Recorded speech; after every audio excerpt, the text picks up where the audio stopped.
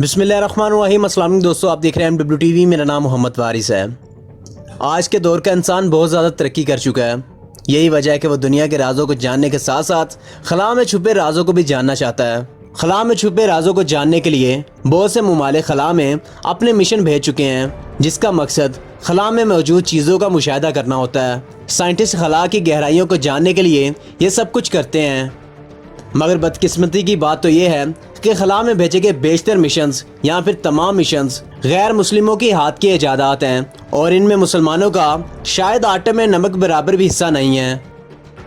امریکہ نے اپنی space agency NASA پر بہت زیادہ انویسٹمنٹ کر رکھی ہے، جس نے کہ خلا میں چھپے بہت سے رازوں سے پردہ بھی اٹھایا ہے۔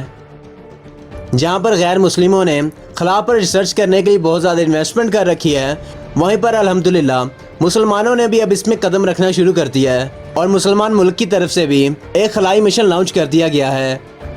اس مشن کو لانچ کرنے والا متحدہ عرب امارات ہے، اور مریخ مشن کو شروع کرنے کے بعد متحدہ عرب امارات پہلا مسلمان اور پہلا عرب ملک بھی بن گیا ہے جس نے اپنا کوئی مشن مارس یعنی کہ مریخ پر بھیجا ہو۔ اس مشن کی خاص بات یہ ہے کہ اس کی قیادت ایک مسلمان عورت سارہ المیری کر رہی ہے، جو کہ UAE کی ایک ہوم منسٹر بھی ہے۔ آج کی اس ویڈیو میں آپ کو اس مشن کے بارے میں تفصیل سے آگاہ کروں گا، لیکن ویڈیو شروع کرنے سے پہلے میری آپ سے یہ درخواست ہے کہ آپ میری اس ویڈیو کو آخر تک لازمی دیکھیے گا، اور اس ویڈیو کو لائک کر دیں اور ہمارے چینل کو بھی ضرور سبسکرائب کر لیجئے گا۔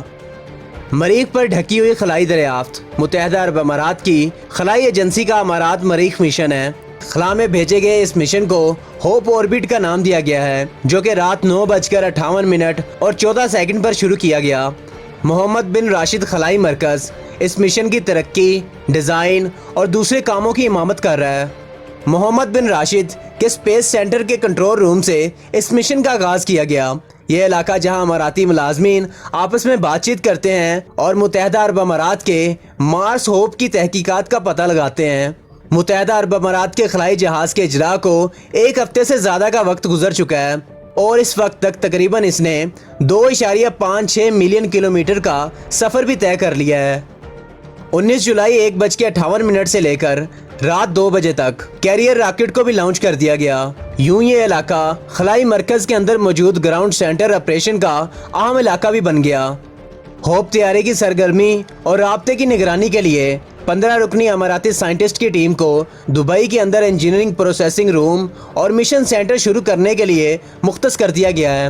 خلا میں تقریباً 7 مہینوں تک ہوپ طیارہ سفر کرنے کے لیے بھیجا گیا ہے۔ اسپیس مشن بھیجنا کوئی چھوٹا کام نہیں ہے، کیونکہ اس پر اربوں روپے کی انویسٹمنٹ آتی ہے، اور اسپیس مشن کی قیادت کرنا یہ کسی بھی اعزاز سے کم نہیں ہے، کیونکہ ان مشنز کی قیادت ان لوگوں کے ہاتھوں میں سونپی جاتی ہے جنہوں نے اس پر بہت زیادہ تحقیق کی ہوتی ہے اور سالوں سال اس پر محنت بھی کر رکھی ہوتی ہے۔ یقیناً سارہ المیری نے تمام سٹینڈرز کو پورا کیا ہوگا، یہی وجہ ہے کہ آج ان کو اس مشن پر اپوائنٹ کیا گیا ہے۔ یہ سارہ المیری کی محنت اور جدوجہد کا نتیجہ ہے، جو کہ آج ان کو صلے میں مل بھی رہا ہے۔ طیارے کے کامیاب آغاز کو دیکھنے کے بعد سارہ المیری نے راحت کی سانس لی اور خوشی کا اظہار کیا۔ اس کے علاوہ ان کا مزید کہنا تھا کہ قوم پر اس کا اثر مترادف ہوگا جو اس وقت امریکہ میں تھا، جب اس کے مقامی لوگوں نے 51 سال قبل ہی اپولو 11 چاند کی لینڈنگ کا مشاہدہ کیا تھا۔ سارہ المیری کی اس کامیابی پر ہم ان کو مبارکباد دیتے ہیں اور ان کے لیے دعا بھی کرتے ہیں کہ اللہ تعالیٰ ان کو مزید کامیابی عطا کرے اور مسلمانوں کا جھنڈا پوری دنیا میں غالب آ جائے، آمین۔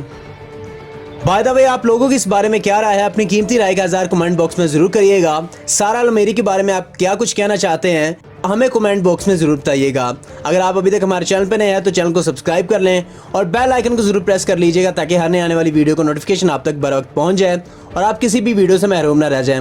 ویڈیو اچھی لگنے کی صورت میں لائک اور شیئر کر دیجیے گا۔ اب آپ سے ملاقات ہوگی انشاءاللہ اگلی ویڈیو میں، تب تک اپنا اور اپنے پیاروں کا خیال رکھیے گا، اپنی دعاؤں میں یاد کریے گا۔ اللہ نگہبان۔